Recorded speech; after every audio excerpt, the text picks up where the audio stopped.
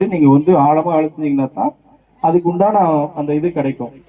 அப்ப நீங்க ஒவ்வொரு வருஷமும் நீங்க உருவாக்கப்படுற சொத்துக்கள்ல நீங்க எவ்வளவுதான் நீங்க பணம் காசு சேர்த்து வச்சு நீங்க பண்ணாலும் இயற்கையை மீறி நம்மளால ஒண்ணுமே பண்ண முடியாது. சாதாரண மழை பெய்யும் போது கூட அதுக்கு உண்டான சேகரிப்பு அமைப்புகளை உருவாக்கினா தான் பிற்காலத்துல நமக்கு தண்ணி தேவையை பூர்த்தி செய்ய முடியும். அந்த இப்ப வருங்காலத்துல மழையே இல்லை அப்படின்னாக்கா நிறைய மரங்களை நட்டு வச்சா தான் வருங்காலத்துல தேவையான அளவு மழை பெய்யும். அப்ப நம்ம 100 நாள் வேலையில நல்ல ஆழமா குழியை வெட்டணும். ரெண்டாவது நிறைய மரக்கன்றுகளை நடணும். அதை நட்டு நீங்க நிறைய பராமரிக்கணும். ஒவ்வொரு குழந்தைக்கும் நீங்க சேர்க்கிற சொத்து உங்க ஊராட்சியில சேகரிக்கிற இந்த மாதிரி சொத்துக்களுக்கு சமமா இருந்தா தான் உங்களுக்கு ஊரக பகுதியில் வாழ்றதுக்கு உண்டான சூழல் உருவாகும்.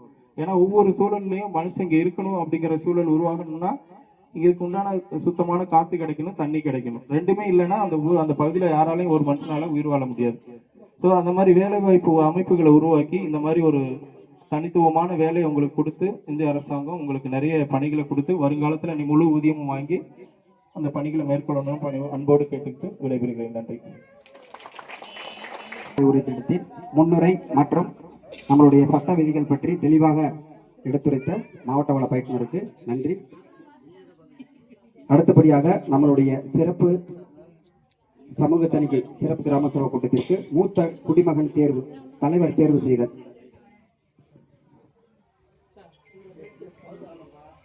கிராம சபை கூட்டத்திற்கு தலைவராக ஐ மீனாட்சி என்பவர் தேர்ந்தெடுக்கப்பட்டார்.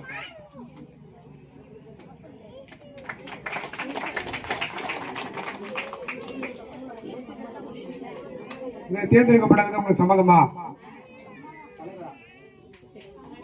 சொல்லுங்க. அடுத்ததாக இந்த கிராம சபை கூட்ட நடவடிக்கை எழுதுவதற்காக சிறப்பு எழுத்தர் அன்பு ரோஸ் ஒரு தேர்வு பண்ண சம்மதம் தானே?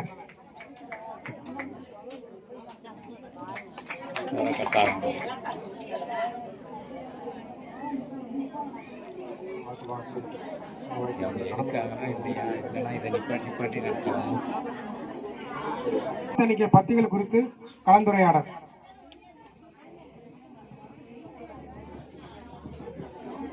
மீண்டும் ஒரு முறை வணக்கம். நம்மளுடைய தாயமங்கலம் கிராம ஊராட்சியில நம்மளுடைய மகாத்மா காந்தி தேசிய ஊரக வேலை உறுதி சட்டம் 2006 பிப்ரவரி 2ல இருந்து தொடங்குச்சு அப்படின்னு சார் சொன்னாங்க. ஸோ நம்ம இந்த திட்டம் மத்திய மாநில அரசுடைய திட்டம். இது நம்மளுடைய இந்த சமூக தணிக்கை நிகழ்வு அப்படின்னு பாத்தீங்கன்னா நம்மளுடைய 2014-15 நிதியாண்டுல இருந்து நம்ம இந்த நிகழ்வை நடத்திக்கிட்டே இருக்கோம். ஸோ முதல் அந்த 2014-15ல நம்மளுக்கு 8 நாட்கள் இருந்துச்சு, அப்புறம் 10 நாள் இருந்துச்சு, அப்புறம் 6 நாள் இருந்துச்சு, இப்ப 5 நாளா என்ன செஞ்சிருக்காங்க, வரையறைப்படுத்தி கொடுத்திருக்காங்க. இதற்கான சென்ற ஆண்டுகளுக்கான நிதியாண்டுல எத்தனை பத்திகள் போட்டிருக்காங்க அப்படின்ற விவரத்தை நாங்க வாசிக்கிறோம்.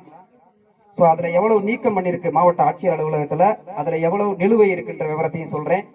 ஸோ 2015-16 நிதியாண்டுல 8 பத்திகள் நம்மளுக்கு எழுதியிருக்காங்க. அதுல 4 பத்திகள் நீக்கம் செய்யப்பட்டிருக்கு, மீதி 4 பத்திகள் இன்னும் இருக்கு. ஸோ அதே போல 2017-18ல 10 பத்திகள் நம்மளுக்கு எழுதியிருக்காங்க. அதுல 4 பத்திகள் நீக்கமாயிருக்கு, நிலுவை பத்தி இன்னும் 6 இருக்கு.